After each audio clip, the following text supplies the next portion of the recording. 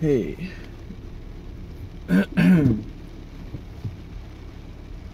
So, I think the last time I made a video, I was saying that it had been a crazy week. At this point, it's been a crazy 2 weeks. Oh man. I'm starting to get sick again.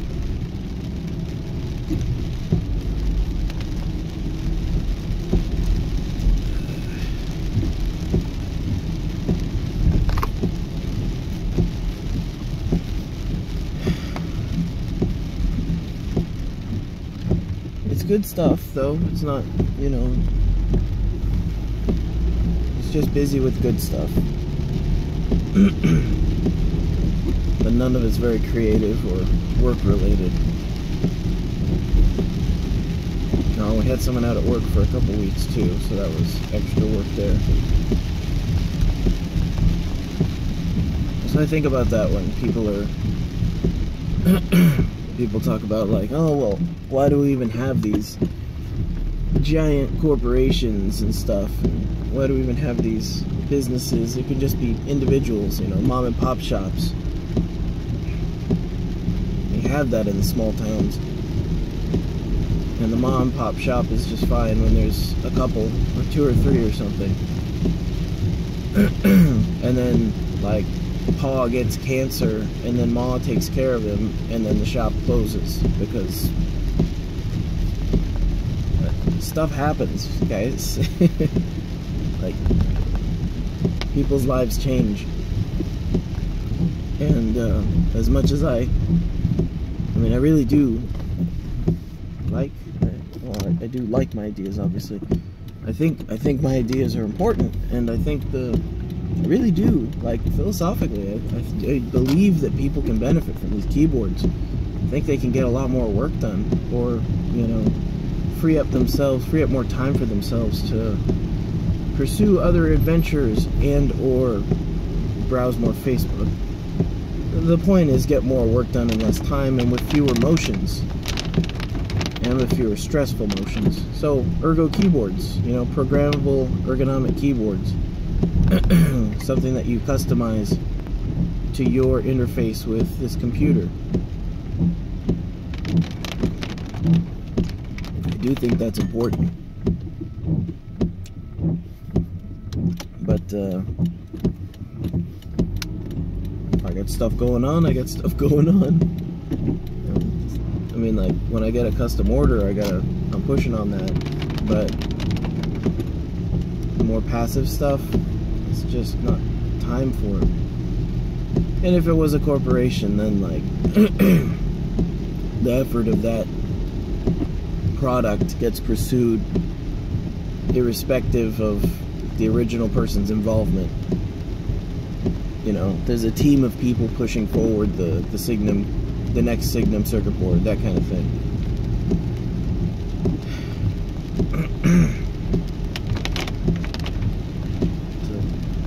Team effort, concerted effort, distributed effort, because humans are humans.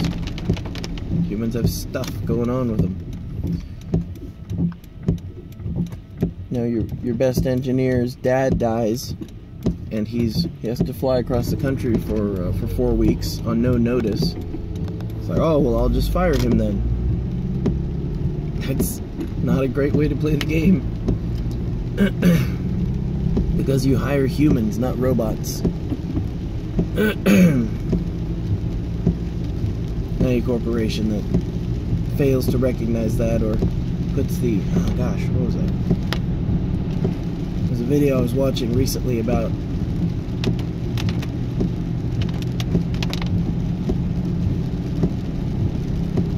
Dunkin' Donuts. No. Krispy Kreme donuts. It was the rise and fall and rise of Krispy Kreme donuts. It was like a CEO management thing.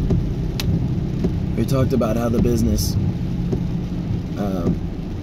got very popular and started expanding, And as they expanded too fast, and the quality of their product suffered.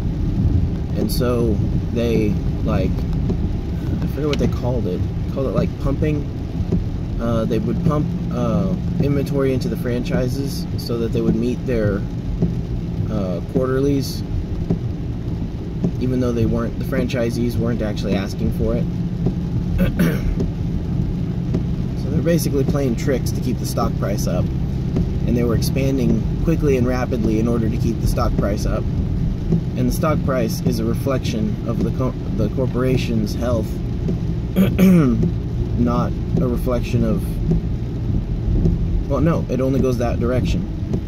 The stock price is a reflection of the company's health.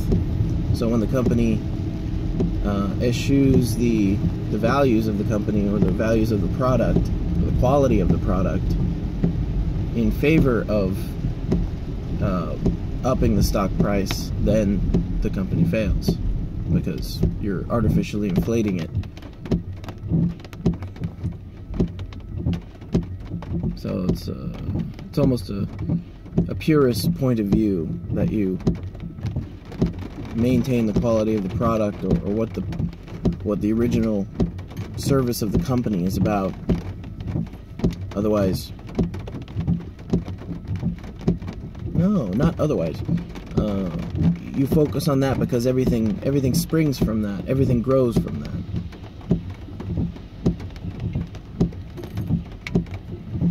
Not the other way around. Well, if we just get our stock price up a bit more, then we can... No. The stock price is a side effect of what you're doing.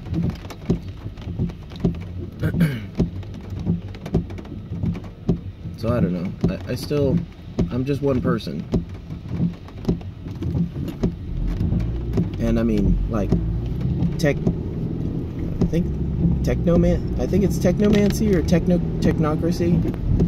I think it's technocracy. I don't remember his name, but he runs the Atreus project, and that's about as close as you can get to what I've got. And he has really cool scripts too for generating your own Atreus style, you know, adjusted angles and all that, quantity of rows and finger heights and all that. It's very good. But I don't know that he's putting much else into it.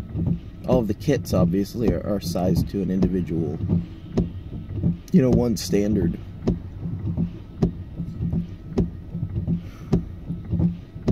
And on the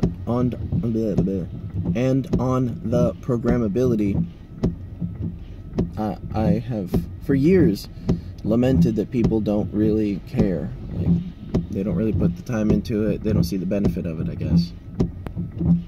Which is not a failing of the people, it's a failing of the people describing it. Which is a failing of myself, my own.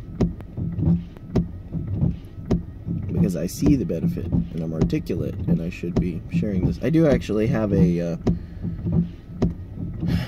post or video or article I'm trying to work on about the next generation of keyboards. Because keyboards are just, I mean, I've said it in the older videos. It's embarrassing, frankly, that we've got these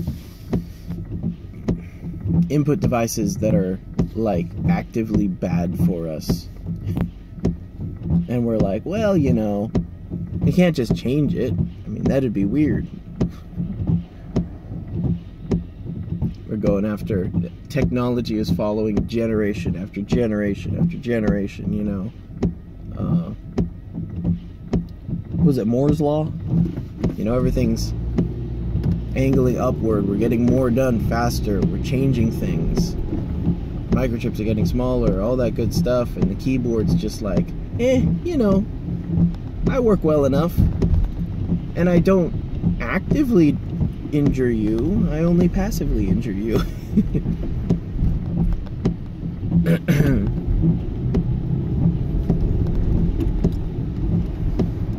So hopefully I can crystallize my argument well enough in that video / article, or both, and get people to really start rethinking this idea, because that is my goal. I mean,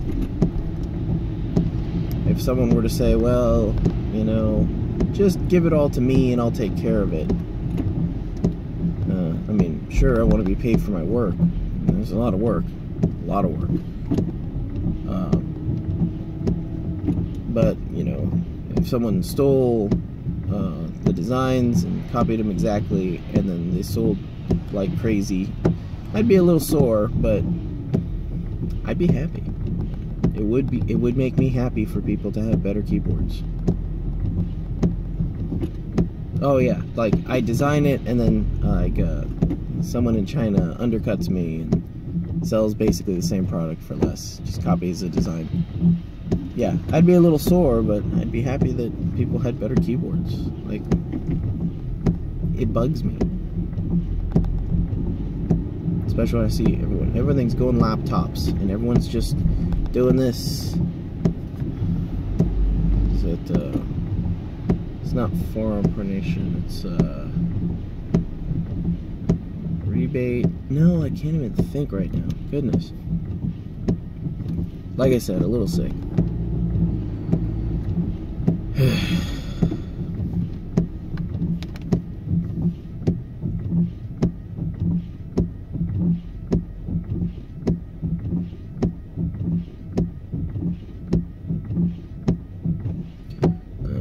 One other thing about corporations is the root of the word is corpus, body.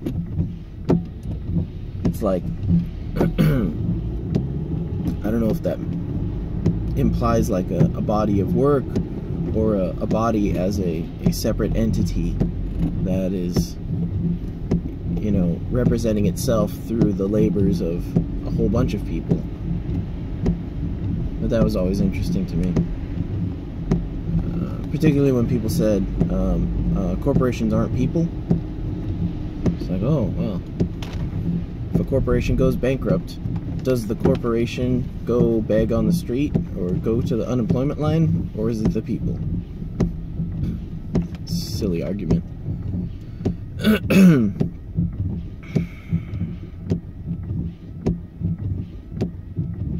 For as down as I've been on capitalism on a number of these things, there's still some, I mean, you know, the old saw is capitalism is the least evil form of economic economic management, I guess. I'm not even sure. Still can't think. Ugh. It's the least evil form. And I used to say that like a joke. Well, it's the least evil, because all the other ones are evil. No, capitalism is evil too. Certainly to a heavy extent. Taken too far.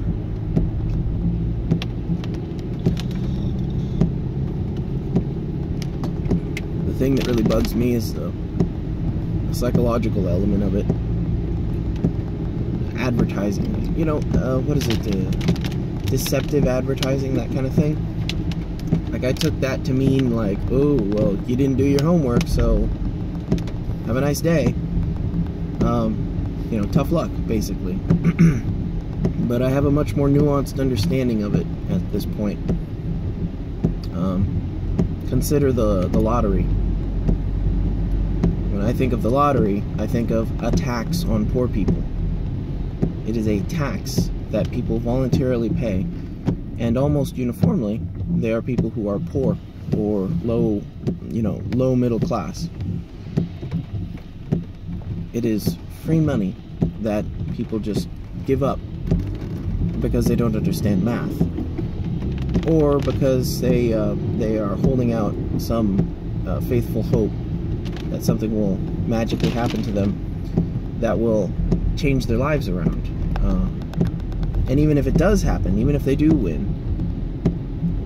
getting that lotto win does not teach you how to handle money, does not teach you how to handle, certainly not that quantity of money. Believe me. The data on that is very, very obvious.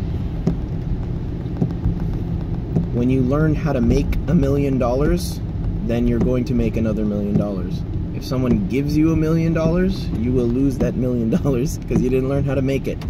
You didn't learn how to make $1 million because you didn't learn how to keep $500,000. You didn't learn how to make $10,000. That's why millionaires have bankruptcies on their records. It's because they're like, they knew how to do it. They played the game. They lost, but they know the rules and they know how to go back in.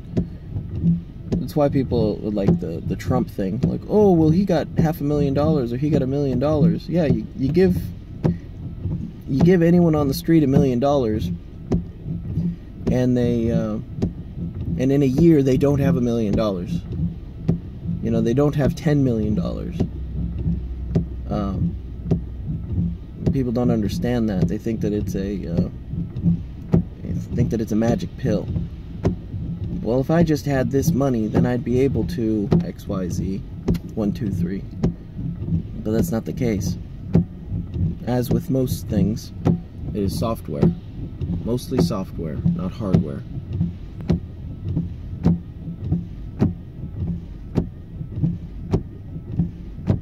Where was I?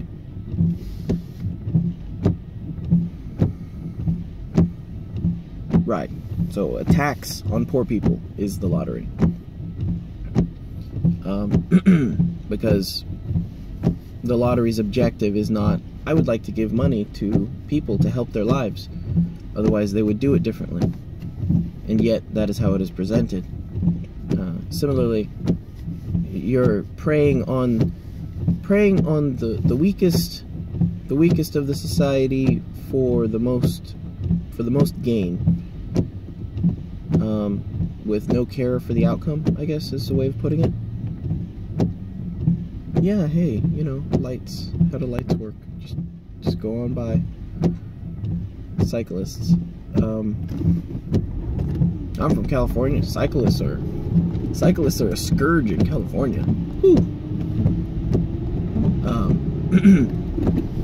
Oh, right. So, deceptive marketing. What is it? Deceptive advertising, or what is it? It's like malicious advertising. I forget what they call it.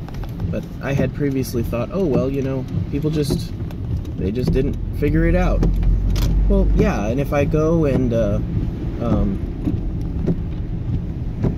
take money from old retirees who are just a little bit confused by taking advantage of their confusion or lack of understanding, that's evil. It's not wrong, it's not business, it's evil. I'm understanding you, I'm understanding your weaknesses, I'm understanding your struggle, and I'm taking advantage of it for my own personal gain. So when people advertise things as, this will make you rich, you know, this will make you cool, that stuff is targeted very specifically and very, like, scientifically, psychologically. The words, even in a pitch,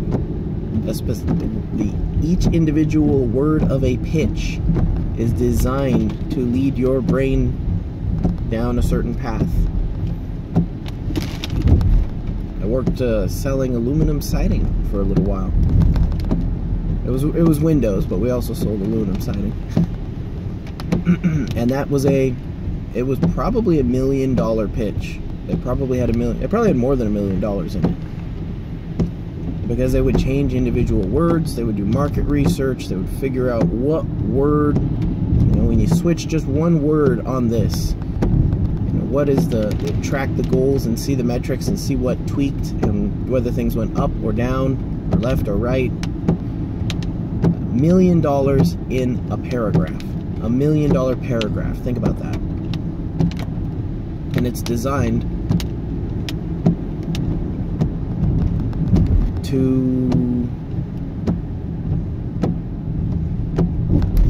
it's designed to take advantage of human psychology.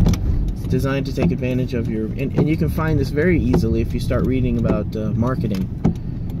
There are a few things that marketing attacks, and there are even fewer things that marketing attacks with extreme success. fear, uncertainty, doubt, and what is it? The time, the idea that you'd run out of time on this deal, that kind of thing. It's all built into it.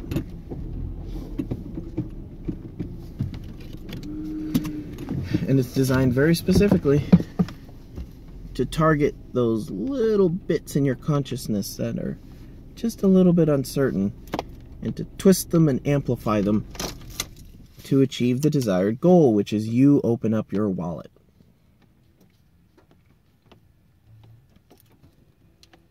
So I guess it can be an argument of anything to excess, because that is evil.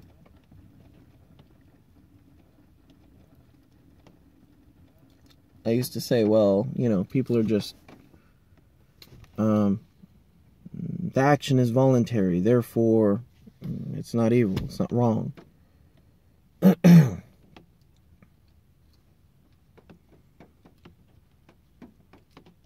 I don't want to say hypnosis, but it's almost like that. It's like you push all the right buttons so that people get a visceral reaction, and that visceral reaction leads them to exactly where you want them to go. Sure ain't an accident.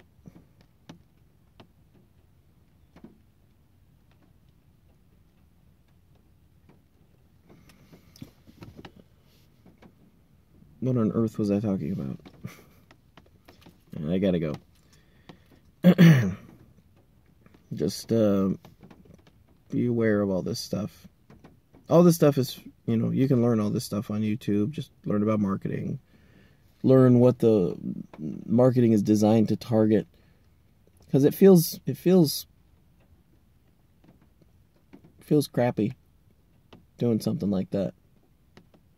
Because at the same time, you're getting people to acknowledge their weaknesses, and you're making them uncomfortable in what they're doing. It doesn't seem quite right, but that doesn't make it always wrong. If I say there's scarcity in an item and there isn't, that's a lie. But if I say, if you don't do this, you're probably going to regret it, that can be the truth. It can be a shade of truth. Or it can be true for 99% of people. But is it true for 60% of people, 5% of people, 10% of people? What's the percentage? And is it your responsibility to know what that is? So I don't know, I'm just talking. You should think about this more. Learning about marketing makes me want to not market. It's very strange.